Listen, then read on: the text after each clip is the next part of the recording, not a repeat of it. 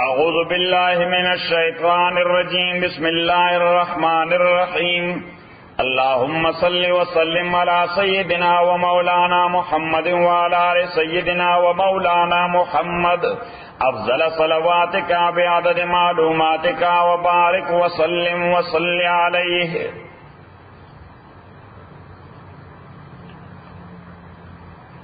نمونگا خبر کولا بسم اللہ الرحمن الرحیم کی چی دا با پا بسم اللہ کی داڑم بنائی بے دا پا دو معنو باندھ رازی پا معنی دا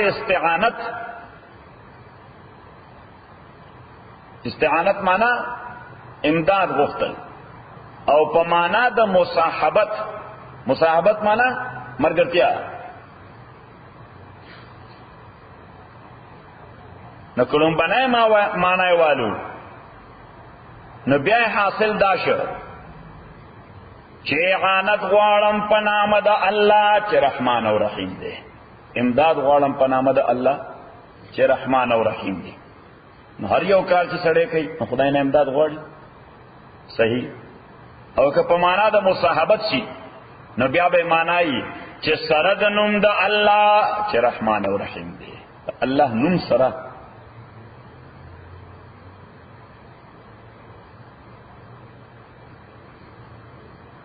او دویمه خبره چې دې بے تعلق د یو هډن لفظ سره دی مخفی او پوشیده لفظ سره چې ابتدئ بسم الله الرحمن الرحیم. ابتدئ معنا شروع کوم په نام د الله چې رحمان او رحیم دی.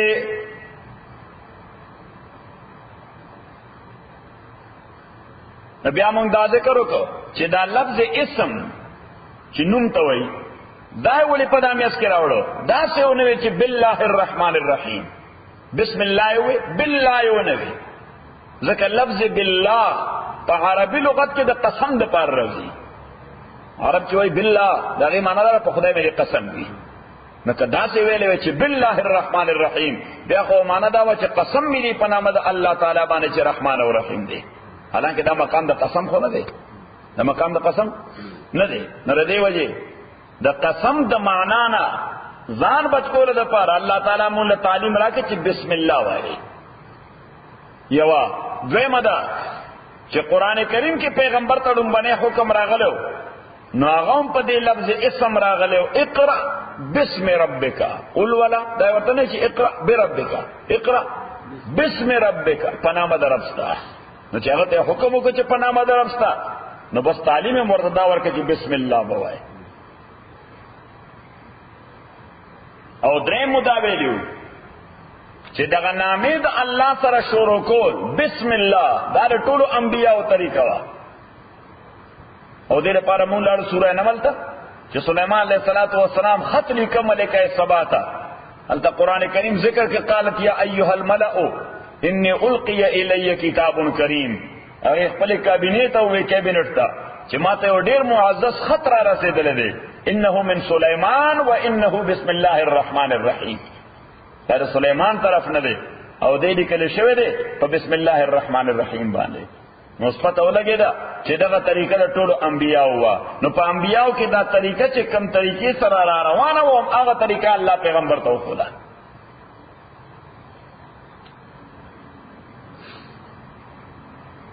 دویمه خبره مون کوله لفظ الله کې چې دا الله تعالی صفاتینو مونږ بلا ډیر دي. صفاتینو مونږ بلا ډیر دي. دا یو کم سلخ حدیث کې راغلی چې آیات کول نو دې بجنت تزي چې آیات دې بجنت تزي. ادروایز الله تعالی بلا ډیر نمونه په دغه یو کم سلو کې ذکر نه دي. لکه یو لفظ رب مونږ چې رب نو رب نسوک مرادي الله خو هغه یو کم سل نمونه چې کوم په دې چارټونو باندې لیکلي یا حدیث کې راغلي دي یا خلک یادای هغه کې لفظ رب نشته. حالانکه رب د خدای نوم دی. نو پته ولګی دا چې د دین نمونه زیات دي. امام سیوطی رحمت الله علیه تقریبا 1000 نمونه صفتی د الله تعالی ذکر کړی دي. 1000 نمونه.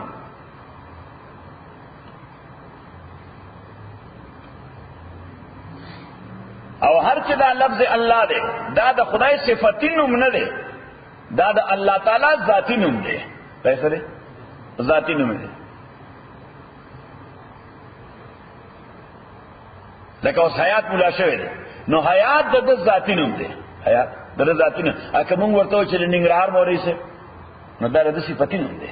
تاسو شه ځکه د ننګرهار کو بلا ډېر مولیان کې دي شي کنه شي کېږي نو دا د ذاتی نوم خو نه دی پیژن دي شي نه دا صفتی نوم دی. خبره دین کړه نو لفظ الله دا د الله تعالی ذاتی نوم دی.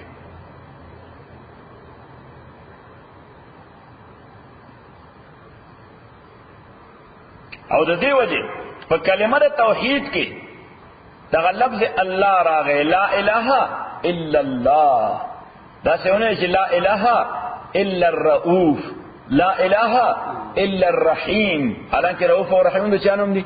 دا الله تعالی. خو هغه سره عقیده توحید نه برابر ده ځکه چې د رؤوف دا صفت په یو بل مخلوق کې هم کې دي شي یا لګو یا ډیر.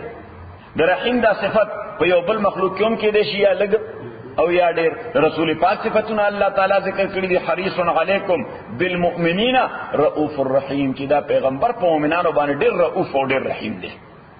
نو بیا ته موږ دا ویل چې نشته معبود مگر رحیم. صحیح شو. نو کې دې شي پیغمبر ته مراد ده کدا هم یو صفت راغلی اس رحیم. نشته معبود د عبادت لایق مگر رؤوف. نو د پیغمبر صفاتم قران کې راغلی رؤوف.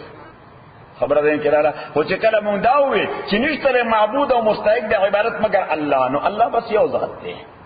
الله بس یو ذات دی او دا هغه ذاتی نوم دی. دا هغه نو د لفظ الله ته وې اسم ذات. سوې ورته دا دغه ته وې کې دي ته وې اسم ذات. اسم ذات معنی proper noun of someone. لکه عبد الغنی دا proper noun دی.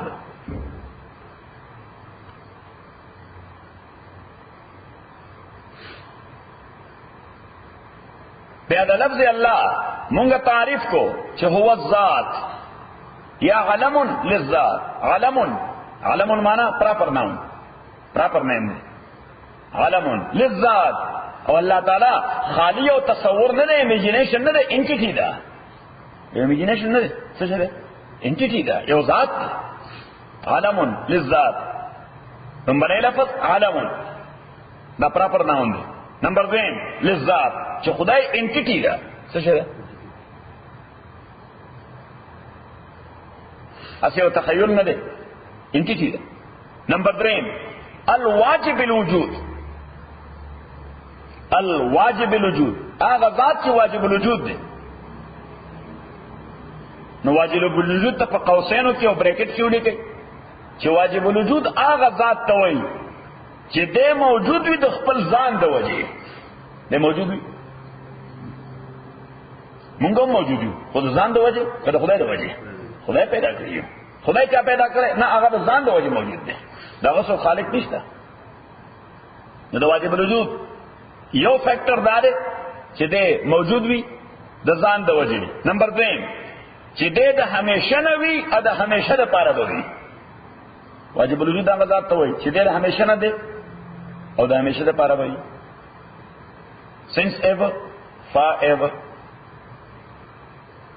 او نمبر 3 چې واجب الوجود هغه ذات دی چې د چاته محتاج نه نور ټول دته محتاج نه. د چاته محتاج نه او نور ټول نو ټول دنیا دته محتاج ده. ونه دته محتاج ده. بوټه دته محتاج ده. هوا دته محتاج ده. اوبه دته محتاج دي. دریاب دته محتاج ده. انسان دته محتاج ده. پرنده دته محتاج ده. درنده ورته محتاج ده. حشرات ورته محتاج دي. زمکه ورته محتاج ده. اسمان ورته محتاج ده. heavenly bodies او اجرام فلکیه ټول ورته سړي ټول ورته محتاج دي.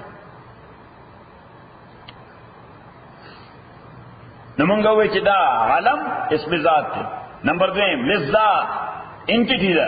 نمبر 3 الواجب الوجود دا څه انټیټی ده چې واجب الوجود دی. څلورم المستجمع لجميع صفات الكمال. د کمال ټول صفاتونه په دې ذات کې موجود دي.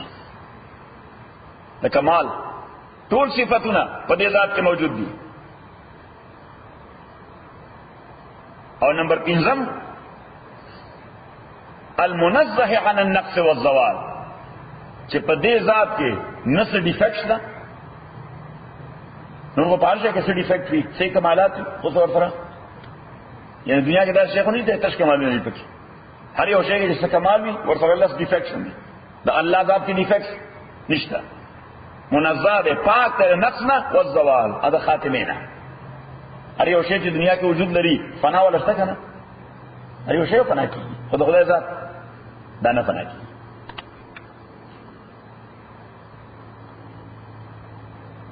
او لفظ رحمان، رحمان او رحیم دواړه اسماء صفاتیه د رحم نه مشتق دي. اصل ماده او مبدا د رحم.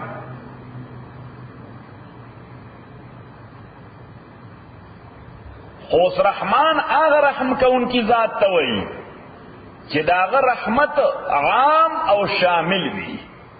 داغه رحمت صحیح عام وي او شامل وي. نو د خدای رحمت عام دی او شامل دی. دوستان هم پیدا کړی دي او دشمنان. محمد رسول الله دوست دې پیدا کړو، خو ابو جهل چا پیدا کړو؟ هم الله پیدا کړو. ډوډۍ ورکوله محمد رسول الله لم چې دوست صلی الله علیه وسلم، خو ابو جهل ډوډۍ چا ورکوله؟ دغه الله ورکوله. دا رحمت ته چې عام دی او شامل دی ټول خلکو ته. صحیح شو. ابو جهل چې منوړای خوري ته واچوله، ها ناغه مرای کې تیرې دا او خېټه دې اطلاع دا خدای مهرباني ده. صحیح. دا پیغمبرم مرای کې ډوډۍ تیرې دا خېټه دې اطلاع څنګه؟ نو رحمت عام دی او شامل دی دوست او دشمن ټولو ته. او رحیم چې رحمت خاص دی او کامل دی. رحمت خاص دی او کامل دی. نو خاص او کامل رحم د الله تعالی دا صرف په مؤمنانو باندې دی. ځکه خاص رحم د الله تعالی سره ایمان، خاص رحم د الله تعالی سره ایمان، او کامل رحم د الله تعالی سره ایمان. نو دا چاله ورکړه دي مؤمنانو ته. دیو جی حضرت علی به دعا کوله یا رحمان الدنیا و یا رحیم الاخره، او د دنیا رحمان او د آخرت رحیمه. نو دنیا کې الله تعالی ارچاله خیر ورکړه کنه نه ورکړه؟ ډوډۍ ورکړي، کور ورکړه، دا وادي ورکړه، د موټر ورکړه، د زمونږ نخیخي موټر دی ورسره دي خدای دشمنان کنه دي. ها د دنیا حرامیان دي، زمونږ نخیخي موټر دی ورسره، بلاړې پیسې دي ورسره کنه دي. دا څه ځکه چې د خدای رحمت په دنیا کې عام او شامل دی. دنیا کې عام او شامل، خو په آخرت کې ویا رحیم الاخره او د آخرت رحیمه. ځکه هلته د خدای رحمت خاص دی او کامل دی. هغه چا باندې؟ مسلمانانو باندې. خاص او کامل رحم یې چا باندې؟ مسلمانانو باندې. هر چې دشمنان دی هغه به سزا کوي. نو دا بسم الله الرحمن الرحیم دا تحقیق ورته یاد. صحیح شو. حیاتنا ته چرته بیا د افغانانو چرته اجتماعي نو ته ورته نن زتا صرف د بسم الله بیان کړ. څنګه د یو بسم الله سره د سړي ایمان جوړیږي. نو سورۃ الفاتحه دا لومبنه سورۃ د قرآن چې په حیثیت د سورۃ نازل شوه. او ابن عباس سے وایي دا واحد سورۃ چې دوه واره نازل شوه مستقلا د اهتمام لپاره. څه لپاره؟ کوم خبره چې سړی ډېر اهتمام سره کوي نو دوه ځله ډیکلیریشن وکړي. سوورو نو کی هفته بعد بیا وکړي چې دا فرمان ډېر اهم دی. که چاته کاپی نه ملاو شي ورته ملاو شي. او دواړه کړه چې دا نازلې ده نو جبرئیل امین سره 90,000 فرشتي راغلي وي تایید کړي. سوره فرشتي 90,000.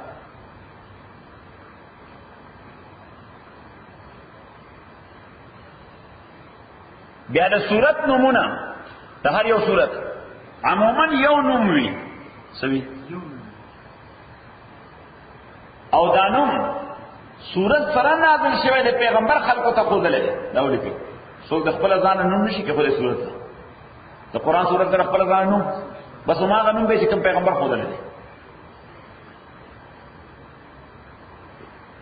د بعضې صورتونو د یو نه زیات نمونه دي چې هغه صورت اهمیت ته اشاره کوي. څه ته کوي؟ اهمیت ته اشاره کوي. د سوره فاتحه نمونه د شلو نه زیات منقول دي. پیغمبر صلی الله علیه وسلم د شلو نه زیات نمونه سوره فاتحه ته ورکړي.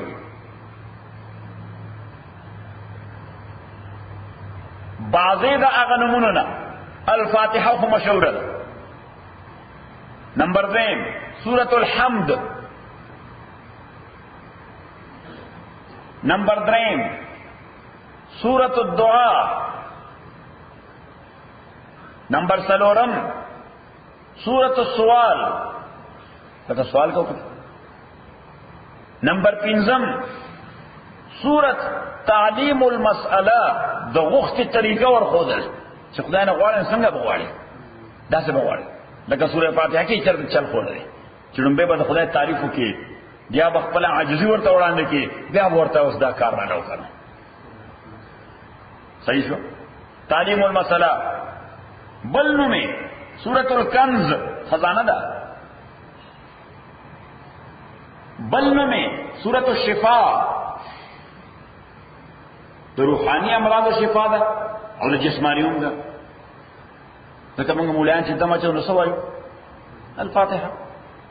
ابو سعید خدری روایت کې دلیل دی. څه شي؟ ابو سعید خدری امام بخاری روایت کې کړی دی چې زموږ لشکر واپس را روانه د پیغمبر علیه السلام زمانه کې یو ځای مو د شپې آرام کړ، پړاو مو کړ. د علاقې د خلکو نم ډوډۍ وغوښته، هغه انکار وکړ. ایرته انکار وکړ. وږي وده شو. د شپې دغه علاقې خلک رانل څه کسان او مونږ ته وی چې ان فی الحي لدیر او سلیم. زمونږ د قبیله کې یو سړی وده او په ځمکه باندې څه شي چې چله دی، زهر ورته ختم دي، څه شي خوړلی دی. نو تاسو که څوک دم اچئ چې را سره لاړ شي، دم واچئ را باندې. وی صحابه ما ته وکتل چې به لاړ شي ورسره؟ وی ما یې لاړ به شم. نو ابو سعید خدری رضی الله تعالی ورسره روان شي. نه ما وی چې سورہ فاتحه ته پیغمبر علیہ السلام سورہ شفا وایي. سوې ورته سورہ شفا. نو بس دا مې تلاوت کو چې شوب نه کو سره ټیک شو، زهر ختم شو. زهر راوتل په عمل را باندې. صحیح. نو هغه ماته 10 لیمز راکړل، 10 پیسې راکړل. صحیح شو. اته دم چې سره چې دغه دمي سپوږ سیف الله خان باندې چې دم واچي نه ته په یو ډالر بیا سکی.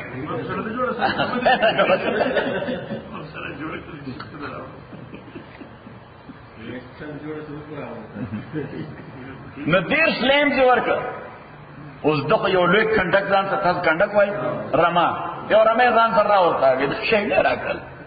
صحیح. اوس د غریبانو وکی وي یو په اوسه لال کوي چې دا اوس باربیکیو. صحیح. نو یو خو حلال کو لوګي غریبانو غوښتي باربیکیو څه بار خو چې وی خپل او ګور په څوس کړي یې را پته شي دا خوراک به جایز وو کنه جایز په قران راکړي دي. دا لیم څه فسره کړی دي په قران راکړي دي. نو چې دا به خوراک جایز کنه دا مو څوکړه هڅه نه مو خورلې. صحیح. به خبر دا چې بل الله سبحانه ځان سره به بوزو که جایز وي خو ټیک تا کله نه پیغمبر علیہ السلام ته ورکو بیت المال کې به واچي. څه کې به واچي؟ بیت المال کې سرکاري خزانه کې. نو دوی چې رالل د نورو رپورټونو جماعت والا ورته کارګزاري وایي. موږ ته دې جماعت والا ورته چې واپس راځي کارګزاري. دې کارګزاري باندې ټول نن به ویجی او شه دې مونږ ته دې باندې کې نه خبره ده. وی هغه څه دغه چلو جی شی مو خورلې پته نه جایز به که ناجایز به. پیغمبر علیہ السلام ورته ان احق ما اخذتم به اجرا کتاب الله. ها دم باندې پیسې ورته خیر دي جایز دي به چې ضرورت کې وي ورته. صحیح شو. نو چې مولا خلک اسنه ورکې بیا ول جایز دي. صحیح شو. بس کې پایت کې دي فرید خان ته وایي چې ټیک تا سر دې خوږی در باندې سورې فاتحه وام سر باندې ان شاء الله ټیک شي خو ورکې بس $100 لکه چې فرید خان دې په پیسې راوځي نه کاته ورکې بیا په مفت دم واچو او کناته نو خدای چې دا $100 ورکې. او څنګه خدای بندگان خو ډوډۍ نه انکار کړ. مسافر ا ډوډۍ ولا نو ورکړه هغه نه کوي ډیر نور وته چې نه په دې کال نه کې ډیر سره نور کوي. بل نو مله سوره الشافیه هم د شفا په شان.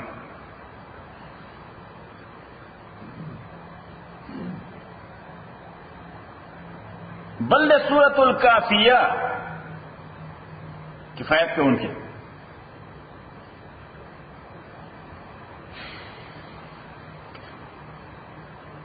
بل سورۃ السبع المثانی وہ آیتونه چې تکرارول شي کوم ځای په هرمز کې دا و آیتونه دي په هرمز کې بار بار وایو کنه وایو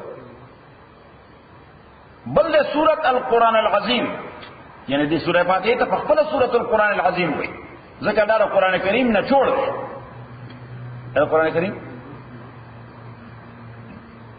افسک دی، تقوا د قرآن صدا او کنه دا مکمل قرآن دی، د مضمون په اعتبار باندې مکمل قرآن دی. سورہ السبع المثانی یا سورۃ القرآن العظیم، بل نوم دے ام القرآن، سورۃ ام القرآن. ام خوئی مورتا ستو ہوئی مورتا، دا فاؤنٹین ہیڈ دے، دا سو دے فاؤنٹین سرخط، دا سو دے قرآن سرخط دے. بل نوم دے ام الکتاب،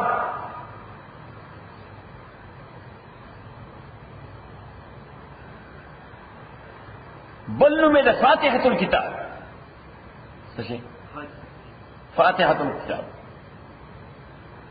نو دا کثرت د نمونو دلیل دے پدے باندے چې دا ډیر اہم صورت تے، چې دا ډیر اہم صورت تے. نو تفصیل به بیا وایي. الحمدللہ رب. سورہ الفاتحہ امونگا ذکر کړه سورہ الفاتحہ د نمونو چې صدبان د شل نمونه پیغمبر علیہ الصلوۃ والسلام نه دی منقول دي، او دا کثرت د نمونو دلالت ته په فضیلت د سورۃ الفاتحه باندې، او فضیلت دا ده چې رسول پاک صلی الله علیه وسلم حضرت معاذ ابن جبل وای ما ته حضور علیہ الصلوۃ والسلام وی چې راشه تا ته یو سورۃ خند قرآن کریم وی سورہ فاتحه راته وخولا، وی ما ته وی داسې سورت نه تورات کې نازل شوی دی نه په انجیل کې نازل شوی دی. نو دا د قرآن خصوصیت دی. بلا خبره پیغمبر علیہ الصلوۃ والسلام فرمائی کہ لا صلاۃ لمن لم یقرأ بفاتحۃ الکتاب، منځ نشته د هغه چا د پاره چې چا فاتحۃ الکتاب تلاوت نکړ. او بل حدیث کې دی الفاظ لګوان درستو دي چې من لم یقرأ بفاتحۃ الکتاب فلا صلاۃ له، چا چې سورہ فاتحه و نه ویلا د دې لپاره منځ نشتا. اوس د دې حدیث په اساس امام شافعی او امام احمد ابن حنبل رحمهم الله او امام مالک درې واړه وایي چې سورہ فاتحه په مانځ کې لوستل فرض دي، او امام ابو حنیفه فرمایي رحمه الله چې سورہ فاتحه په مانځ کې لوستل واجب دي. هر چې فرضیت ته دا د صرف قرائت ته فاتحه وی اکبله حصہ د قرآن وی، ځکه چې قرائت کول فرض دي، فاتحه ویل فرض نه دي، قرآن لوستل پکې فرض دي. نو قرآن یوازې سورہ فاتحه نه ده، قرآن خدا ټول قرآن دی. او دلیل د امام سے آیت د سورہ مزمل چې فقرؤ ما تیسر من القرآن، تاسو اولولئ هغه چې آسان وي تاسو ته د قرآن کریم نه. نو الله تعالی دا ندی ویل چې فقرؤ الفاتحه سورہ فاتحه اولولئ، بلکې وی چې کوم ایسر ته آسان ای د قرآن نه هغه اولولئ. نو قرآنی آیت هغه د قرآن تلاوت فرض کړ نه د سورہ فاتحه. اوس دغه سورہ فاتحه فرض دی او که واجب دی، تلاوت کوي به څوک. نو دې کې مذاهب مختلف دي. امام شافعی رحمت اللہ علیہ فرمائی کہ تلاوت د سورہ فاتحہ دا فرض دے په هر قسمه منځګزار باندې، کدا منځګزار منفرد وی یعنی ځان له منځ کوي، کده امام وی خلق ته امامت کوي، کده مقتدی وی پسې ولاړ وی، دا ټول به سورہ فاتحہ تلاوت کوي. او برابر خبره ده چې دا منځ جهری وی او کسری وی. جهری چې امام پکې پوښتنه आवाज قرائت کوي، او سری چې هغه پوشیده طریقې سره تلاوت کوي. نو د شافعی صاحب رحمۃ اللہ علیہ په نسبت باندې مقتدیان چې کوم رستو ولاړ دي دا ټول به سورہ فاتحه الولی. اوس ولی به څنګه؟ نو په سری موږ کې خاصانه ده، ځکه د امام आवाज دوی اورینا، نو خو ځان له سورہ فاتحه وینو. خور چې په جهری کې ده نو بیا د دوه مسلو کانټرډکشن نه راغی، تضاد راغی. یو مسله دا ده چې فاتحه بل ولی دا مقتدی په خپل، خو بل حکم د قرآن دی چې اذا قرئ القرآن فاستمعوا له وانصتوا، چې کله قرآن لستی شي نو دته غوږ کېږدئ او خاموش شئ لعلکم ترحمون، چې تاسو باندې رحم وشي. نو یو حکم دا دی چې فاتحه بلولې، دویم حکم دا دی چې د قرآن تلاوت به اورئ. نو که امام هم تلاوت کوي او دیم کوي نو بیا خو یو حکم باندې عمل لازم، دویم باندې نه راځي. یعنی تلاوت خو کیږي خو دې خو اورېدل نه کوي، نه خاموش پاتې کیږي. دیو جن شافعی صاحب رحمت الله علیه داغه د پاره لار را استدا، الله ر والله دا را استدا چې دې به دا سوره فاتحه تلاوت کوي د امام په وقفو او په سکتو کې، چې امام وقفه او سکتو کې لکه الحمدلله رب العالمین، امام یو سو سکنڈ سکتا کوي نو دغه سکتو کې به دیو موي الحمدلله رب العالمین الرحمن الرحیم مالک یوم الدین. نو مقتدی په دې سکته کې وای الرحمن الرحیم مالک یوم الدین. او دویم قول د امام شافعی دا دی چې د فاتحه د ختمولو نه بعد امام با لږ انتظار وکي، نو مقتدیان به سوره فاتحه تلاوت کی د سورت او د فاتحه په دامینس کې. خبر ازین کراله شافعی رحمۃ اللہ علیہ هغه ول دغه لار پیدا کړی دا. مذهب د امام احمد ابن حنبل رحمۃ اللہ علیہ دا دی چې په سری مسکی یعنی خاموش منځ په هغه کې به مقتدی دا سوره فاتحه تلاوت کوي، په جهری کې به نه تلاوت کوي، په سری کې به تلاوت کوي، په جهری کې به نه تلاوت کوي. او مذهب د امام مالک او د امام ابو حنیفه رحمۃ اللہ علیہ دا دی چې نه به جهری کی تلاوت کوي نه به سری کی تلاوت کوي، بلکې دې به خاموش ولاړي. او دا غي وجه ده یو خو آیت د قران کریم چې اذا قرئ القرآن سوره اعراف،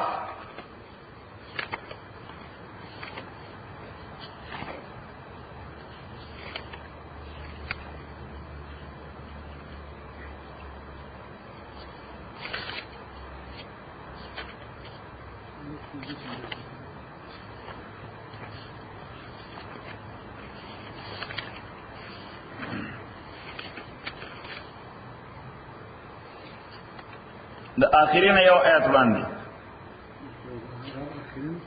آخری دو آیتونه یو آیت باندې، آیت نمبر 203.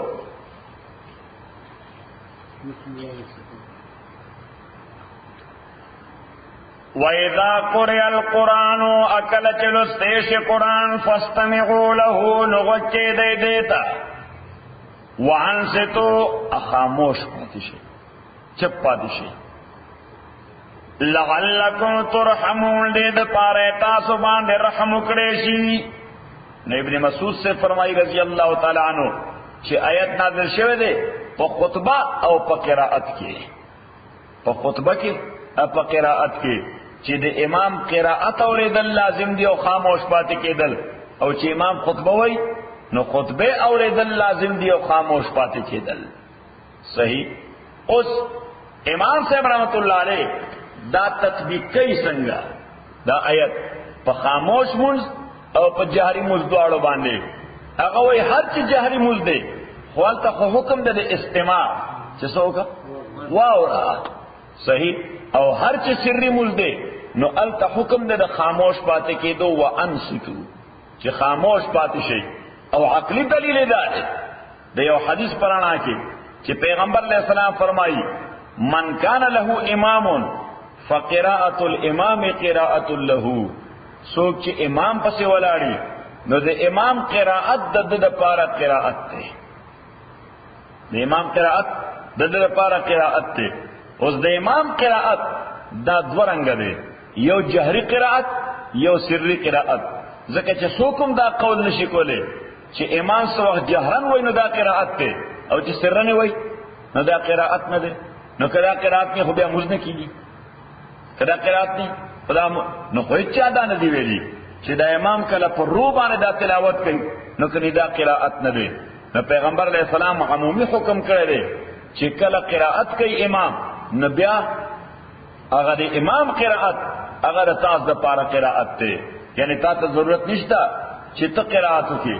برابر خبره ده چې امام د امود جهري کوي او کسری کوي. جاری کئی او کسری کئی. یو اعتراض چې اوس امام خو بلا کارونه نورم کئی کنی کئی لکا سبحانک اللہم و بحمدک دا امام وی کنی وی وی اللہ اکبر امام وی سبحان ربی العظیم سبحان ربی الاعلی التحیات للہ والصلوات اللہم صلی اللہم ربنا دا ټول امام وی. نو چې امام وی نو بیا الته مونږ ولې وایو ځکه دا رول ورته اپلای کی چې چونکه امام لګیا د قرائت کوي لہذا تا ته ضرورت نشته سورہ فاتحه ویلو. نو بیا خو امام د التحیات هم وی اللهم صلی هم وی اللهم بارک هم وی سبحانك اللهم هم وی سبحان ربی العظیم و سبحان ربی الاعلی هم وی صحیح سبحان ربی الاعلی هم وی. نبی مونږ ولې التکه مونږ ځان لو وای یو په کار چلته هم امام پسې ابتدا کړی وي چې بس واغه لګیاله نو دا غیر لپاره جواب چې پیغمبر علیه الصلاۃ والسلام یو طویل حدیث کې فرمایلی چې اذا کبر الامام فکبروا چې کله امام الله اکبر وای نو تاسو الله اکبر وای. واذا قال ولا الضالين فامنوا چې کله غول الضالين وای تاسو امین وای. واذا ركع فركعوا چې کله رکوع کی تاسو رکوع وای. واذا سمع فاحمدوا چې کله هغه سمع الله لمن حمده وای تاسو ربنا ولك الحمد وای. خود قرات په حواله ویل دي چې واذا قرأ فانصتوا چې کله هغه قرات کینو خاموش پاتې شي.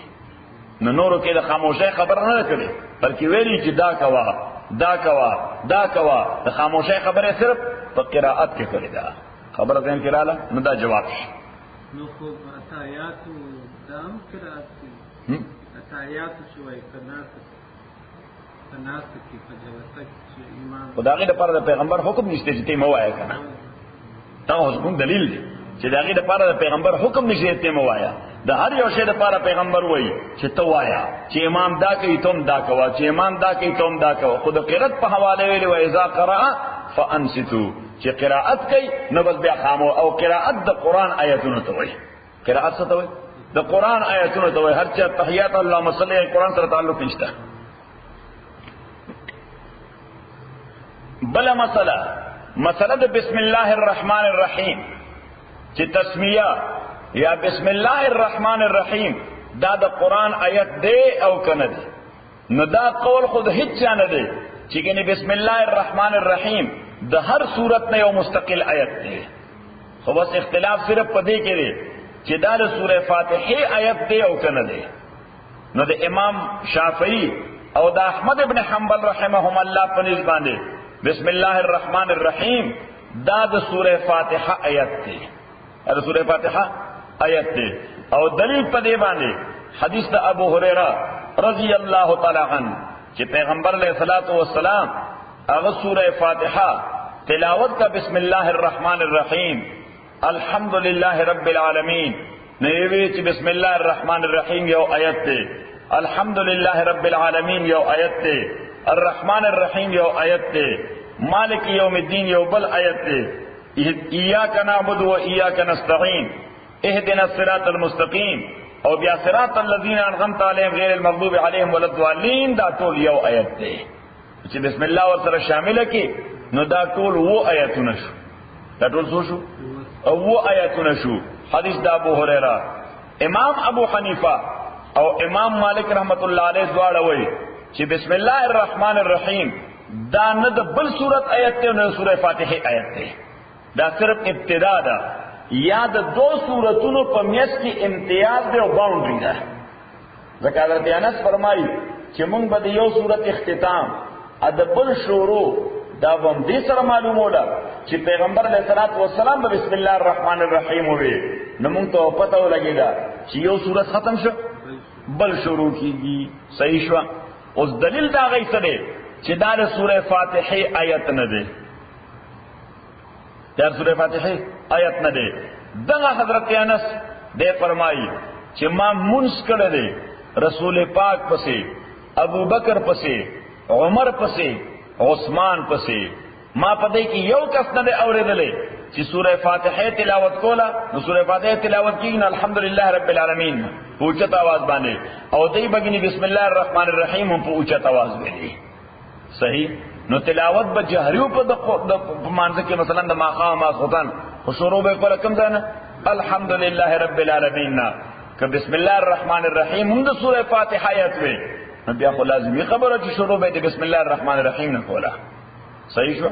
نو دا چپچپا باندې د بسم الله ویل د دې خبرې دلیل دی چې دا د سوره فاتحه آیت نه دی د سوره فاتحه آیت نه دی او دلیل په دې باندې د حضرت ام سلمہ روایت رضی الله تعالی عنها ام سلمہ وی پیغمبر علیہ الصلوۃ والسلام سوره فاتحه تلاوت کړه فقال بسم الله الرحمن الرحیم الحمد لله رب العالمین وعدها آیه بسم الله الرحمن الرحیم او الحمد لله رب العالمین وی نو دا آیت نمبر 1 شمار کړه آیت نمبر اول شمار نو چې آیت نمبر اول شمار کو پته ولګی چې بسم الله الرحمن الرحیم دا آیت نه دی صحیح او نه د فاتحه حصہ ده خو بیا هم اتفاقی طور سوره فاتحه دا و آیت ده نو چې کم کسان بسم الله مستقل آیت منی خو آیت شمار کیږي خو کم کسان بسم الله الرحمن الرحیم تا آیت نه وای نو دا غي پنځ باندې د آیت وقف ته انعمت علیهم باندې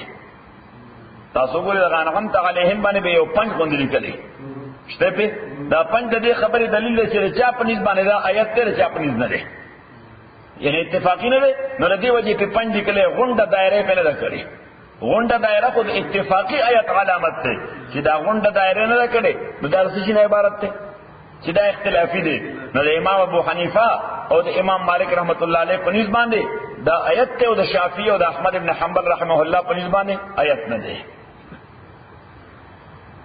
بسم الله الرحمن الرحیم اوس بسم الله وی په نام د الله دا سے اونوی چی باللہ الرحمن الرحیم پا اللہ چی رحمان و رحیم دے پا اللہ نوی بسم اللہ نو وجہ یو وجہ دادا چی باللہ الرحمن الرحیم اونوی بسم اللہ الرحمن الرحیم اوی یو وجہ دادا چی پا عربی کی کل لفظ باللہ اویلشی نو دادا قسم نپار رازی اثر پار رازی دیکھ بدا اگے مانا داوا چی باللہ الرحمن الرحیم قسم می دے پا اللہ بانے چی رحمان و رحیم دے قسم می دے پا خدای بانے سے ضرورت قسم کرو صحیح نو چونکہ اگر دا قسم تصور دا باللہ نہ پیدا کی دو لہذا باللہ ختم کر سیو کر بسم اللہ اوی یو نکتہ خدا دویمہ نکتہ دا چی لکا سنگا ذات دا اللہ تعالی باعث دا برکت تے نو نم دا اللہ باعث دا برکت تے نو دا گویا اشارہ دیتا چی آواز ذات دا اللہ برکت ورکون کے نہ دے نام دا اللہ ہم برکت ورکون کے دا نو چی لفظ اللہ اللہ وائے دا اللہ نم اخلی دا بدل برکت در کئی دا دغی نکتے در آپ پویولو دا پارا اللہ تعالی لفظ بسم اللہ ہوئی سے ہوئے بسم اللہ دا دو خبری دریم خبرہ چې د قران کریم لومبنای وحی چې راتلا الته حکم کړی چې اقرا بسم ربک الذی خلق الته هم دې چې اقرا بربک الذی خلق الته هم لفظ اسم ویل دی نو چونکه هغه حکم د الله تعالی نوم سره د شروع کول راغلو لہذا د شروع د پاره کلمې هم داسې خودله چې هغه د الله تعالی په نوم شروع کیږي او څلورمه خبره چې دغه دو نیک کار یا د جائز کار شروع انبیاء کم دا معمول او عادتو چې هغه به بسم الله باندې شروع کو بالله باندې نه بسم الله باندې شروع کو بالله باندې نه سورہ نمل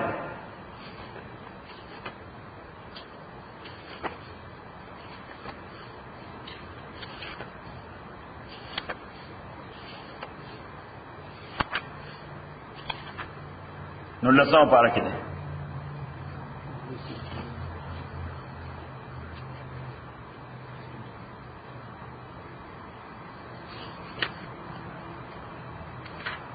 کہتا آیت نمبر 28 نوالا ہدہد یو مرغے وا بر وقت حاضر نور سلیمان علیہ السلام دا سفر پا موقع باندے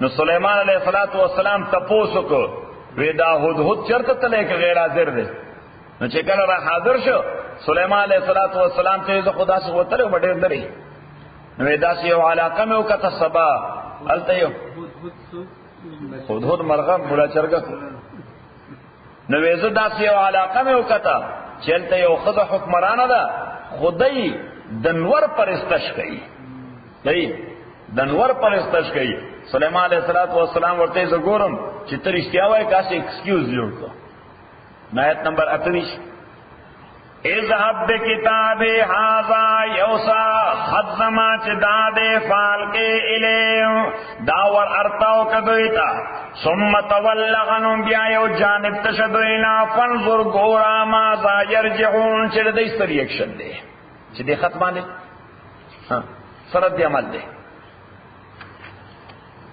اوس حدود لا دا خط یوړ قالت یا ایها الملأ قالت دے خضر یا ایها الملأ او دلوی جرگے منبرانو ملأ دا غدی چی فیصلہ کون کی فیصلہ سوک کئی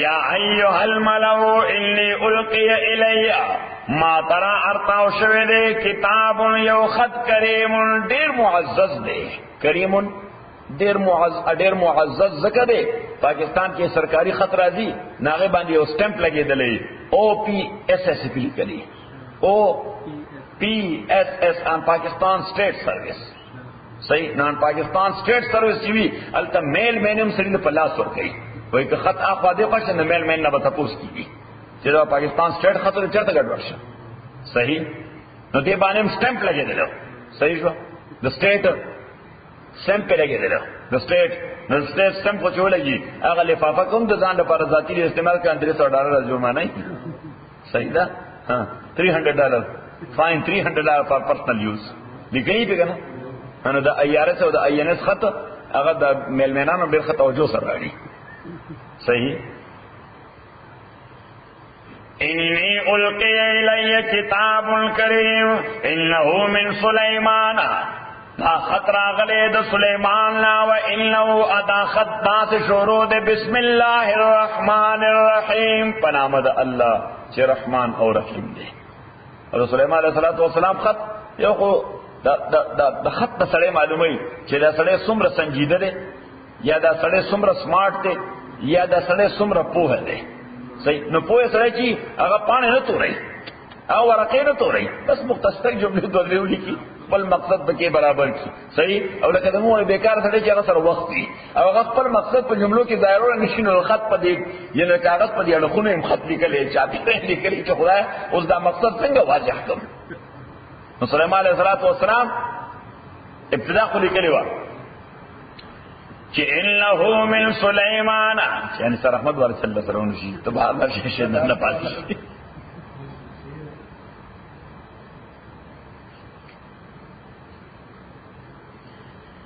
انہو من سلیمان تاکہ سردا خد جانب دو سلیمان نا و انہو ادا خد بسم اللہ پنامد اللہ دے الرحمن الرحیم چی بخون کے میں چی رحم کون کے و میرا بان دے اللہ تعالو علیہ دائی مضمون دے کوئی سورہ مختصر اللہ تعالو علیہ چی ما بانے دا غلبے کوشش مکوا ما سر پنج آزمائی مکوا اللہ تعالی علیہ زمون کو سادہ فارسی کی بے ترجمہ سی پنج آزمائی مکوا اللہ تعالی علیہ ما سر پنج آزمائی مکوا پما دا غالبی دو کوشش مکوا واتونی مسلمین اما تراشا سرنڈر شاہ واتونی مسلمین اما تراشا سرنڈر شاہ وسا خزم کمک لخزن ہوا صحیح شتا کہ زمون دلی بیوکو پشان ہوا اغم دیر پویا خزا اغیم ڈبل کسر ناغم دیر پویا خزا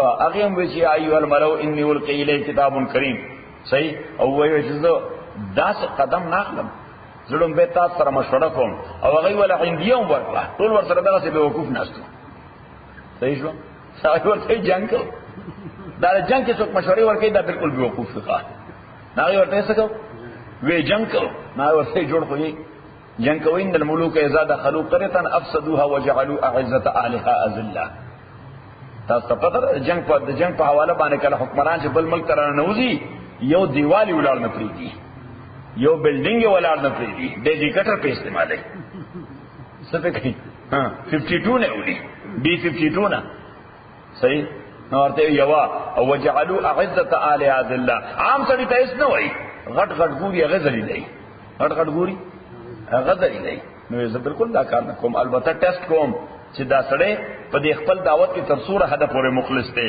چې دا اصل فیس سیوینګ د پاله ویل دي او کنه رښتیا دی خدای طرف ته دعوت ورکړي ځکه فیس سیوینګ خدای وی کنه ماس ډیسټرکشن صحیح څه weapon of mass destruction weapon of mass destruction WMD صحیح نظر سے فیس سیوینګ د پاله WMD چته ونه کوا یا شیلا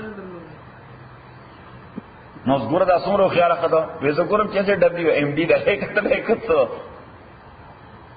نو واپس پر سبق ته بسم الله الرحمن الرحیم پنامد الله باندې اوس پنامد الله باندې سکو پیغمبر علیہ السلام یو حدیث کې وایي کل امر ذیبال لم یبدأ باسم الله فهو ابتر هر یو کار چې هغه اهمیت لري هر یو کار چې هغه اهمیت لري او جایز وي او چې خدای په نوم شروع نشي هغه به برکت وي چې خدای په نوم شروع نشي به برکت وي نو یو خو مسله ته دا معلومه شو چې کار به هغه کې چې کوم شرعاً جایز وي کار به هغه کې ځکه چې مسلمان ناجایز کار کوي بسم الله خو ورته نشي ویلی او چې سړی غلا کوي نو سموي په نامه خدای شروع کو بسم الله الرحمن الرحیم ان سره رحمت په قربان یا لکه غیر فار کې ایمان باندې ختم شي د حرامو لپاره بسم الله وای سره پر حرامو لپاره دا لکه سړی چې دغه کولاوي بار ختم کیږي د قران صحیح سو یا د بار کولاوما څه کوم پکې چې ختم د قران په ټوک ان الله سټور مخلاص کړی لکه سټور ختم کړو دا غو دې ایمان ختم شو په دې خو نو سپتا ولګی دا چې مسلمان به کار شروع کوي د خدای په نوم نو بس دغه اډو سټپ نوم به دار چې ناجایز کار وکړي صحیح او دیمه دا چې شروع کوي نو بیا د خدای په نوم باندې چې برکت درته ملاوي شي څه شي چې برکت درته ملاوي شي نو د دې وجه د دین مخکې علما یو لفظ وی ابتدئ بسم الله شروع کوم په نام د الله ابتدئ د ابتدا ابتدئ ابتدا کوم په نام د الله نو د هر کار سره ابتدا کوي د خوراک کوي د اسخاق کوي د بهر وته کوي د دندان وته کوي د کپڑے غسل کوي د کپڑے استو کوي اخره بسم الله الرحمن الرحیم شروع کوم په نام د الله باندې او لفظ الله کې ما تاسو ته ویلو چې لفظ الله دا د خدای صفتی نوم نه دی دا د خدای ذاتی نوم دی دا د خدای صفتی نوم نه دی دا د خدای یعنی دا کوالټی نیم نه دی دا پراپر نیم دی لکه فرید خان لکه نثار احمد لکه عبدالغنی اوس حاجی صاحب دا د صفتی نوم دی حاجی صاحب د صفتی نوم دی پراپر نوم سره عبدالغنی نو دا الله تعالی رحمان رحیم ستار قهار جبار دا صفتی نومونه دي لفظ الله دا پراپر نیم دی دا ذاتی نوم دی اسم علم چې ورته وایي اسم خاص اسم علم اوس لفظ الله چې دا د الله تعالی ذاتی نوم دی نو جامع ډیفینیشن خو نشي کېدی ځکه جامع ډیفینیشن او تعریف دا شي کېدی شي چې ستاسو علم پاغه خاطر راغلی نو د خدای په ذات خو چې د علم خاطر نشي راتلی ته چې علم د خدای ذات باندې خاطر کوله نشي خو با ته دې د شناخت په حواله باندې ځکه شناخت د الله تعالی دا مطلوب د شریعت کې پیژنګړی د الله په شریعت کې مطلوب ده نو اوس ډیفینیشن څه دی نو علم دا اسم خاص دی للذات ادا سے همنا چې یو خیالي تصور دی نه یو انټیټی ده ذات معنا یو انټیټی ده یو ذات دی څنګه ذات دی الواجب الوجود هغه ذات چې واجب الوجود دی د واجب الوجود درې فیکٹرز دي سو درې چې واجب الوجود چاته وایي یو دا چې همیشه نوي د همیشه لپاره وي یو دا چې همیشه نوي او د همیشه لپاره وي د همیشه نه دی او همیشه لپاره وي ازلی او ابدی since ever forever انګریزي کې مونږ since ever forever نمبر اول نمبر دویم هغه ذات چې دې موجود د خپل ځان د وجه د بل چا پکې دخل مخل نه اوس مونږ موجود یو ځکه خدای پیدا کړی یو چې کله خدای غواړي به بنیو دا ټول دنیا موجود ده ځکه چې خدای پیدا کړی دا چې کله خدای غواړي به د دنیا نه خو خدای په خپل ذات کې په خپل وجود کې ته محتاج نه دی نو دا د ذات د خپل ذات د وجه دی او دریم دا چې دې چاته حاجت نه لري او ټول مخلوق ته حاجت مند دی دا ذات واجب الوجود چاته حاجت نه لري او مخلوق ټول ته حاجت مند دي نو دې ته وایي واجب الوجود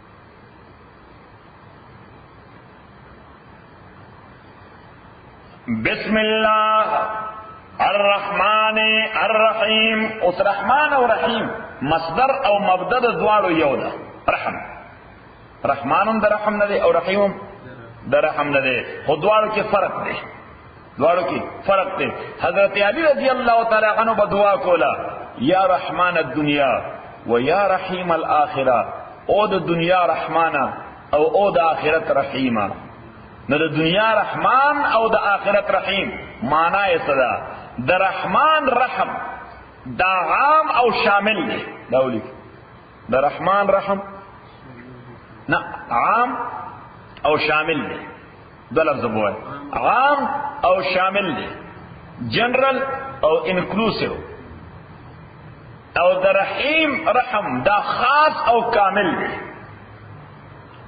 دا خاص اسپیسیفک دی او پرفیکٹ دی اسپیسیفک دی یا پارٹیکولر دی او بل پرفیکٹ دی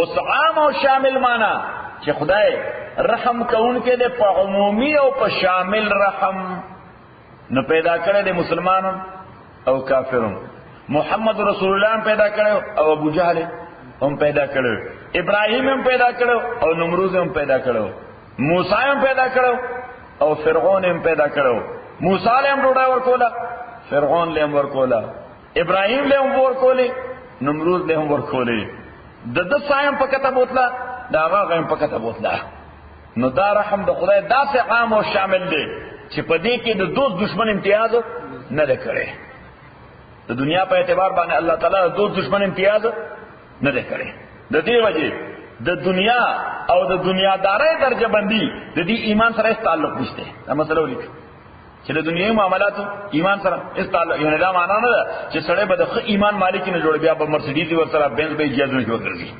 صحیح د پاک ایمان مالکانه ټول دنیا کې دای په شان ایمان نه پیدا کیږي دوه وخت وروړی ورته نه ملایږي صحیح حالانکه د ایمان مثال نشته د ایمان مثال او د خرج وی به د رحم کې غل خپل عزت پیسو حساب کتاب ورته معلوم صحیح خدای کو پیدا ځانو نه پیژني صحیح د عربي او شاعر هغه ډیر عجیب خبره کړې ده وای چې کم عاقل اعیت مذائبه وکم جاهل جاهل تلقاه مرزوقا د دنیا یو ډیر عقل مند او ډیر پوهان سره اعیت مذائبه د رزق لار وته نه معلومه هغه ډیر پوهان سره دی خو د رزق لارې پټولې تاریخي شوی دي وکم جاهل جاهل تلقاه مرزوقا او د خرج وی بای یا سبحان الله داغه د بینک بیلنس پته نه لګي د بزنس پته نه لګي چاپیره دنیا کې سپریډ دی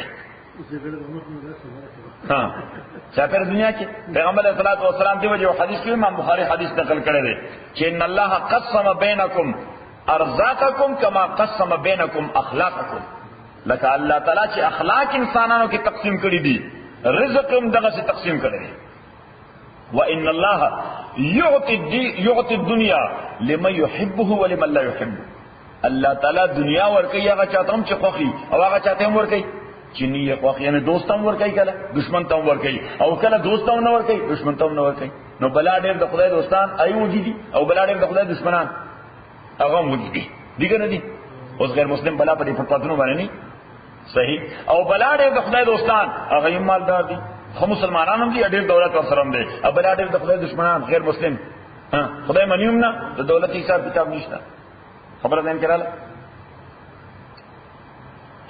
نو رحمان الدنیا او دویم و یا رحیم الاخره او د اخرت رحیمه نو ما وې چې هغه خاص او کامل رحم دی خاص او کامل نو خاص رحم زکه صرف مؤمنانو لپاره دی او کامل زکه دی چې د آخرت د نعمتونو مثال ته دنیا کې نشي ورکولی. حدیث کې راځي، حدیث قدسی دی، اعددت لعبادی الصالحین ما لا عین رأت ولا اذن سمعت ولا خطر على قلب بشر.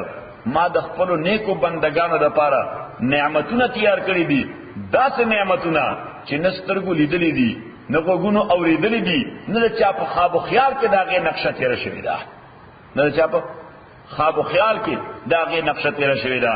ته وګوره د امریکا چې کوم شوي نه دي، صحیح نه دلته په کندهار کې تذکره کوه، هغې د دې تصور کولی شي که ته ورته وایې چې هلته بیا سړی داسې بلب ته چې مخامخ شي، بلب په خپله ورته بل شي، صحیح ده. او ټلیفون ته چې ووایه فرید خان، نه په خپله ډایل شي فرید خان ټلیفون ته لاړ شي، صحیح ده.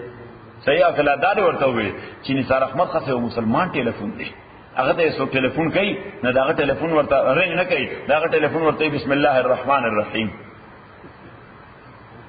صحیح ده، صحیح ہے. ہاں انا خلق بول دا زنګ بسم الله الرحمن الرحیم کړه. سلام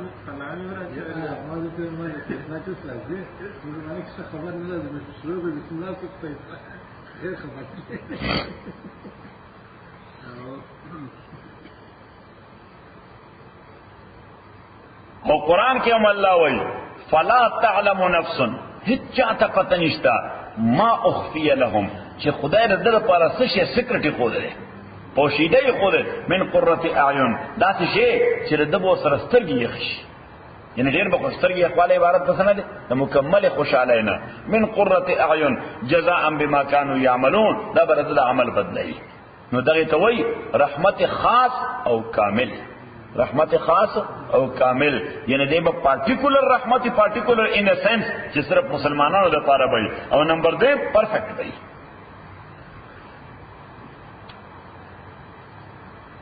بسم الله الرحمن الرحیم، پنامد اللہ باندې شروع کوم، پنامد اللہ باندې الرحمن چې رحم کوونکی دی پر رحمت عام او شامل سره، الرحیم او رحم کوونکی دی پر رحمت خاص او کامل سره. نو عام او شامل دنیا کې، خاص او کامل آخرت کې.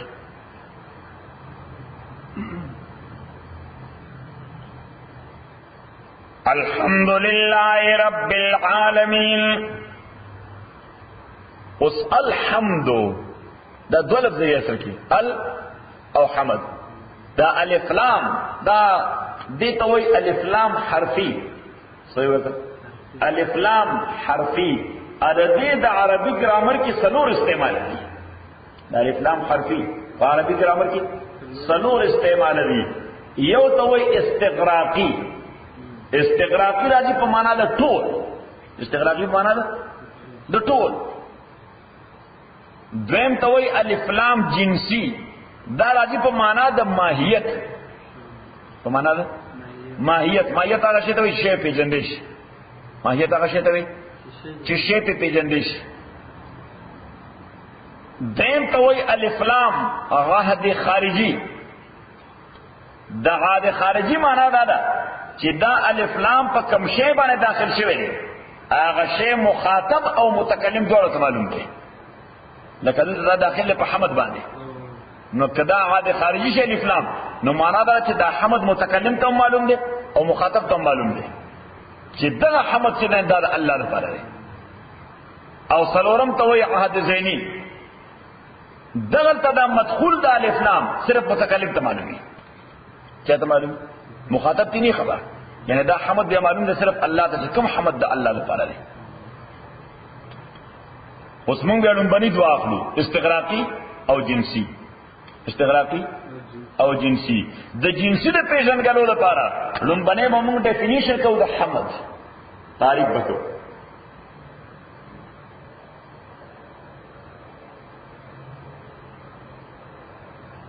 عربی کې درې شیونه دي، یو حمد، یو مدح او یو شکر. یو حمد، یو مدح، یو شکر. مدح دا تعریف د یو شی دی یا داغه د یو کوالټي او د صفت، خو دغه صفت دغه په اختیار کې نه دی. دغه صفت دا دغه په اختیار کې نه دی. لکه چې زه وایم چې حاجي عبدالغني خدای ورته ښه شکل ورکړی دی. صحیح، دا حاجي عبدالغني دا هغه شکل ډېر ښایسته دی. صحیح، اوس دا شکل د ځان له خپله جوړ کړی، دا کمپلیکشن د ځان له خپله جوړ کړی دی، دا قد د ځان له خپله جوړ کړی دی. یعنی مدح د ده خو شوه، خو په یو داسې صفت چې هغه صفت د ده په اختیار کې نه دی.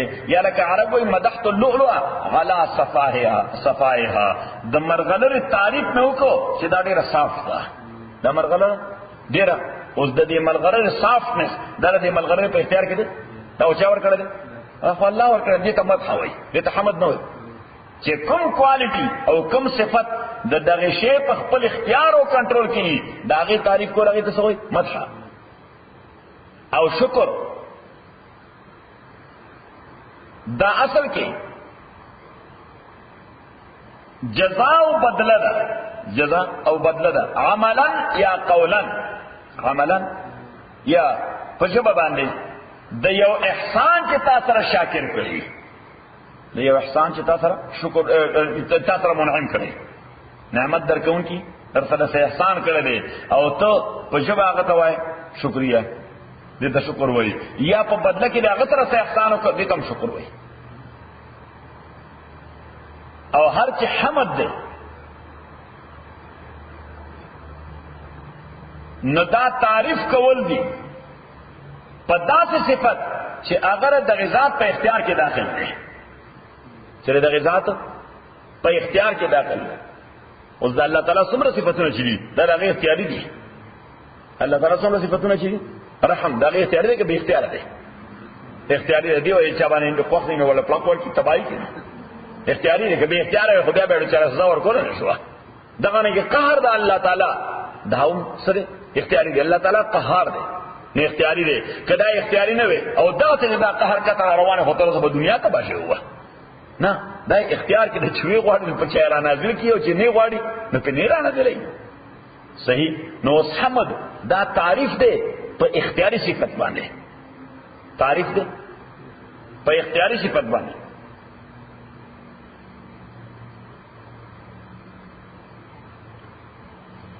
نو د حمد تعریف دا شو چې دا تعریف کول دي د چا د هغه په اختیاري صفت باندې. نو پته ولګېده چې اوس الف لام د جنس لپاره وایو، د ماهیت لپاره، نو معنا به دای چې هر ځای د حمد دغه تعریف صادق شي په کوم شی باندې، نغمه ثابت چا لپاره؟ د الله لپاره. چې د حمد دغه ډیفینیشن صادق شي نو دا به ثابت چا لپاره؟ الله لپاره. او دویم چې الف لام استغراقی وایو په معنا د ټول، چې ټول حمد ثابت دی الله له، ټول حمد ثابت دی الله له. نو بیا به دا شامل وي مدح او حمد دواړو ته، شامل وي مدح او حمد دواړو ته. مدح او حمد دواړو ته شامل په دې معنا چې لکه ته به لګیا یې د ارغنداب د خوږو اوبو تعریف بکې، د ارغنداب بس کې د اوبو تعریف به کې یاره خو د ارغنداب ډېرې خوږې اوبه. صحیح. اوس دغه د اوبو تعریف نه دی، اصل کې د دې اوبو د خالق حمد دی. صحیح شو. د ارغنداب د انګورانو تعریف بکې، نو دغه د انګورانو تعریف نه دی بلکې سره د دې انګورانو د خالق تعریف دی. صحیح شو. د منعم د قندهار د خلقو ته، یا د قندهار ډېر مهمان نواز خلق دی. اوس دا فی الحقیقت د قندهار د خلقو تعریف نه دی، د هغه خالق تعریف ته دی له اکوالټي ورکړی ده. خالق تعریف دی چې دی له اکوال. د مسلمان فکر هم دا پکار دی. وجه پیغمبر صلی الله علیه وسلم فرمایي چې کوم شی تا په تعجب کې واچي د عظمت د وجه یا د خایس د وجه یا د کمال د وجه، نو فوراً د هغې د خالق تصور ذهن ته راوله الله اکبر ووایه. صحیح شو. یعنی د افغانستان لوړ غرونه دی وکتل، د ننګرهار لوړ غرونه دی وکتل چې د واورو ډک دي، نو فوراً څه ووایه؟ الله اکبر. الله سور لوی ذات دی. دا غره پیدا کړی، ګوره د غره په سر باندې څنګه واوره پیدا کړې ده، د غره په سر باندې څنګه چشمه آب پیدا کړې ده. د ننګرهار د تاسو نختر وای ورته کسر لوی لوی ونې چې وي، نختر وای صحیح. نشتر، نو د نشتر دنګه ونه دی وکړه، اوف او پورا 300 غزه دنګا الله اکبر. په ځای د دې چې ته هغه ونه نه متاثر شي، د ونه نه متاثر کیږي، ته چا نه متاثر شه؟ د الله نه ذات ته چاره دی ونه خالق دی، چاره دی ونه خالق دی. یو انسان دی وکړه خیسته قد قامتی نو داغه نه متاثر کیږي. صحیح څنګه متاثر شه؟ شوف د خالق لوی کمال څه خیسته شکل دی سړي لور کړل. نو بیا معنا دی چې الحمدلله ټول حمد ثابت دی الله د پاره. الحمدلله او بل معنا چې د حمد مفهوم دا دی چې دا هغه تعریف ته وایي چې د چاکه د هغه د ذات د وجه، نه د هغه د کمال د وجه، د هغه د ذات د وجه، نه د هغه د کمال. لکه کله سره وایي الکل ته خو به انصار احمد د دې فرید خان ډیر تعریفونه کوي. صحیح شو؟ نو انصار احمد وایي مرګریا د فرید خان نه زما اس تمنشتا، فرید خان نه د سماله پیسې نه راکړي، د شخصیت ته متاثر. خبر ده کړه اوس د الله تعالی مونږ حمد او تعریف ولیکو ځکه چې مونږ له باډی را کړی دا پیدا کړی خالق ته، نو خالق بدا کار کوي، نو ډوډۍ را الله کوي، بچی را کړی دي، خدای را کړی دا، کور را کړی دی، موټر را کړی دی، رزق را کوي، فلان فلان. دا څه نه نشمیر لري. ان تعدوا نعمت الله لا تحصوها. که د خدای نعمتونه شماره دا خو نه د خدای مونږ ځکه حمد کوو چې خدای دی، د خدای تعریف کوو سره وجه د خدای د وجه چې بس خدای دی هغه الله دی. نو بس نن د پاره دا دی. الحمدلله رب العالمین والصلاه والسلام على رسول محمد وعلى اصحابه اجمعين. ربنا اغفر لنا في الامور كلها واجعلنا من خزي وعذاب الاخره. وصلى الله. الحمدلله نو ما تاسو ته دا الف لام سلور استعمال دي. دا الحمد کې ال لیکن ال د حمد نه وړاندې ال دی، الف او لام. دا الف لام دی، د الف لام ته الف لام حرفي وایي. نو ما وایي چې الف لام حرفي یو د جنس په معنا راځي، یو د استغراق په معنا راځي، یو د عهد خارجي په معنا راځي، یو د عهد ذهني په معنا راځي. چې د جنس په معنا راشي چې مونږ وایو چې جنس حمد ثابت دی الله له، نو د جنس حمد معنا دا ده چې هر هغه شی چې حمد او پریز ورته ویل شي دا به کېږي د چا لپاره؟ د الله لپاره. یعنې چې کوم شی ته حمد وایي سره ورته وایي حمد، نو حمد به د بل چا نه، حمد به د چا یوازې د الله. دې ته وایي الف لام جنسي. او دویم الف لام استغراقي. ټول حمدونه چې دنیا کې کم ځای هم دی او څوک هم کوي نو دا ثابت دي چا لپاره؟ الله تعالی لپاره. او الف لام عهد خارجي معنا دا چې د حمد مفهوم او معنا چې ویونکي ته معلومه ده، اوریدونکي ته معلومه ده، دغه حمد ثابت دي چا لپاره؟ الله لپاره. او څلورم ته وایي عهد ذهني چې د حمد کوم مفهوم د ویونکي په نظر کې دی، یعنی زما په نظر کې چې د حمد کوم تعریف دی هغه ثابت دي چا لپاره؟ الله لپاره. نو ځلته مونږه دا دویمه معنا اخلو استغراق والا. الحمدلله ټول تعریفونه ثابت دی الله لپاره. اوس تعریف خو عام مونږ پښتو کې، په فارسی کې، په اردو کې لفظ تعریف وایو کنه وایو، خو په عربي کې دوه لفظونه راځي دی لپاره. یو تو حمد، یو تو مدح. یو تو حمد او بل فارسی کې مستعمل له مدح سره ای اجازه کنه فلانی به فلانی ډیره مدح وکړه وای کنه مدح گوئی یا مدح سره ای. صحیح. مدح گوئی خو هغه چې واقعي سره تعریف مستحق وي، اما مدح سره ای هغه چې سړی کې اسم نه خپل سره په خپل نمبر جوړي چې خوشاله کی دا ته به مدح سره ای وي. موږ دا مدح سره ای کوي دا څه کوي؟ دا مدح سره ای کوي. او که سړی کې کمال یو سره تعریف کوي موږ مدح گوئی وکړه، حالانکه خشه نه دی چې سړی په مخ د چا تعریف کوي په شي شاو خبره ده. یعنی عجیباری کی صفت ته د موجود نه او ما دا صفات تذکرہ وکړ انسان رحمت تعالی سبا خبره خونه ده. صحیح شو. خو چې د موجود د انسان رحمت ته یې دا عجیب باری بس وای نو زه پم داسې بے غیرته ونه ښکارم کنه څنګه ا دې حیات زم کې بم داري پته نشته چې د فرید بل سوره پیسې ورکې داتې ځکه ډېر تعریفونه ولا نو سړی تسبق کوي. صحیح ده کنه. دوی زمون پښتنو کې د په مخ باندې تعریف ښکاری نخکاری صحیح بل پښتنو په وطن کې اوس موږ هم ټول نامز مامز او اقدار او ویلیوز رانه ختم شو نو موږ هم بل ځان شو کله د پښتون ته چې مخ باندې جات تعریف وکړو هغه په خرده ځخکار یعنی فوري به ورته وي تا ځخکار یعنی تاسو مالا تل لګي بلکې اوس هم کوم سپیږی چې موجود دی ډېر بد بني سپیږی چې هغه وړاندې دا څه بد بني نو د حمد او د مدح په میاس کې فرق څه دی نو حمد دا هغه کمال ته وایي دولت حمد هغه کمال ته وایي چې هغه کمال د شخصیت په اختیار کې هغه کمال د شخصیت په اختیار کې او مدح دا هغه صفت ته وایي چې هغه د شخصیت په اختیار کې نه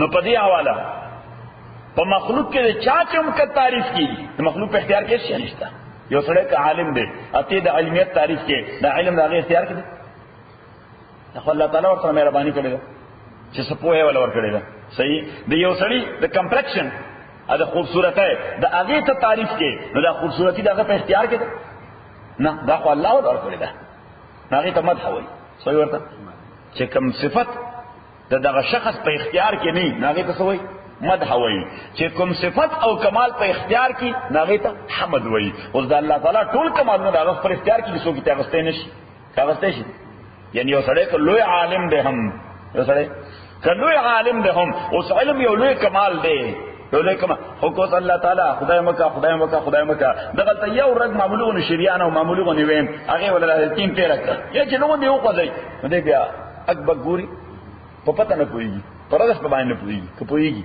خلک دی وایي پلان ډیر پوه سره لیونیش پته ولګي چې دا شی د په اختیار کې نو خبر دین کې رااله یو سړی دی او ډیر خپل د مخکا سایدا او خلک ورته ګوري سخستا صحیح او ناسا په یو داسې بیماری ولګي دا چې شکل کې کتونه ده فالج براله خلک کړه شو سیز نه کینا لاړې پلی کړه راځي اوس پته ولګي چې دا شی د په اختیار کې نو صحیح شو حالانکه مونږه تاسو خپل ځوان کې وکتل څومره خسته جوانانو بوډاګان سود غلمانان داسې ګرځي کنه همغه مجردي ولې واستګونه او بر رواني خبرې نشي کولای غاپونه هم پریوټي یو طرف ته سر ریږي بل خوا درومي خپل بدن تمام پردیشي په پیرای کې بابا ډېر سره چې خسته مخ یو تور قودیشي په پیرای کې او سم قامت یو کوګ لرګي شي په پیرای کې تاسو یاد دې باري کنه زرمره تاسو کې رحمان بابا دیوان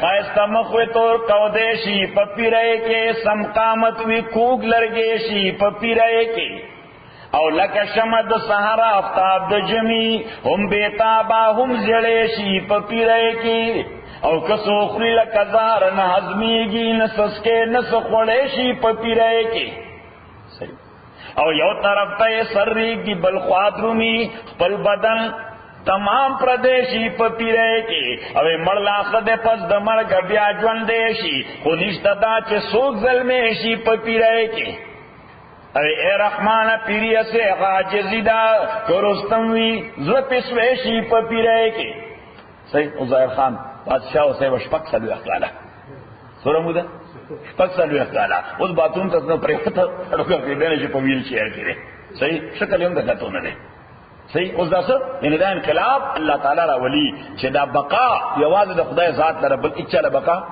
نشته کسوره کمال هم د خایس ته قد قامت دي سجدي دا ټول اوس باقوم په خبره نه پويږي چې سوا څه پويږي دا څه مسله نو حمد دا په هغه صفت او هغه کمال چې دا دغه تعریف شوده د هغه په اختیار کې نو حمد یوازې د الله کېږي د دین علاوه د بل چا حمد نه کېږي د بل چا مدح کې دی شي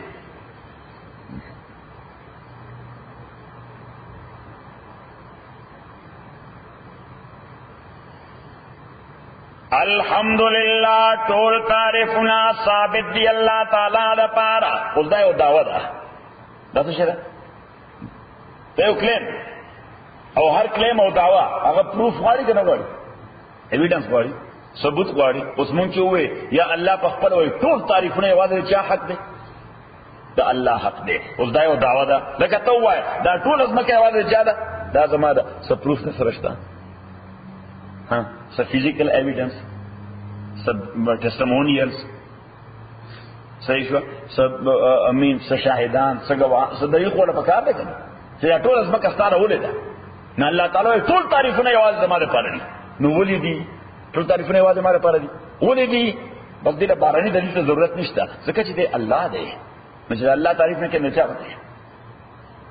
لکه فارسیوان وایي حیات عبدالباری ته ووایي چې عبدالباری نور موجود دی. څه شی؟ نور موجود دی. او عبدالباری ورته ووایي چې د نور د وجود دلیل راته ووایه. نو دی به څه کوي؟ تقریر به کوي ورته که نه؟ بس نیغ به بودي هلته هغه مخامخ ورته ګوره. نور د خارجي دلیل تقاضا نه کوي، دی د خپل ځان دپاره په خپله دلیل دی. نور د خپل ځان دپاره په خپله دلیل. فارسی کې وایي آفتاب آمد دلیل آفتاب، آفتاب آمد دلیل آفتاب. د آفتاب دلیل سره آفتاب په خپله دی. آفتاب دلیل د خو عطرو، د خو عطرو د هغې دلیل سره چې دا ښه عطر دي. دا عطر په خپله دي. که عطر اوس د عطرو د خوالي تعریف کې نو څه به کوي؟ کتابه پې لیکي.